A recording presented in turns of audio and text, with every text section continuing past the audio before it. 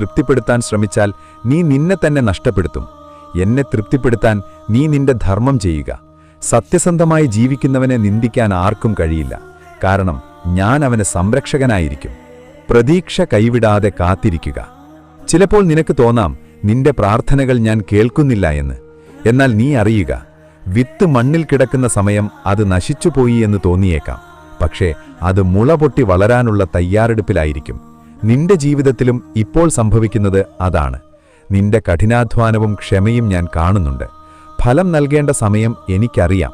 അധികം വൈകാതെ നീ ആഗ്രഹിച്ചതിനേക്കാൾ മികച്ചത് നിന്നെ തേടിവരും. നിരാശയ്ക്ക് നിന്റെ വാതിൽ തുറന്നുകൊടുക്കരുത്. പ്രത്യാശയുടെ പ്രകാശം നിന്റെ ഉള്ളിൽ ജ്വലിപ്പിക്കുക. നിന്റെ കുറവുകളെ നീ സ്നേഹിക്കുക. നീ പൂർണ്ണനല്ലെന്നോർത്ത് നീ വിഷമിക്കാറുണ്ടോ?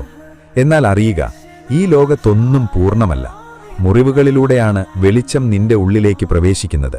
നിന്റെ പോരായ്മകളാണ് നിന്നെ മറ്റുള്ളവരിൽ നിന്ന് വ്യത്യസ്തനാക്കുന്നത്.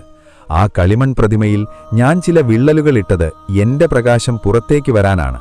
നിന്നെ നീയായി തന്നെ സ്വീകരിക്കുക. നിന്റെ ആത്മാവിന് രൂപമില്ല, നിറമില്ല, വൈകല്യങ്ങളില്ല. അതെന്റെ അംശമാണ്.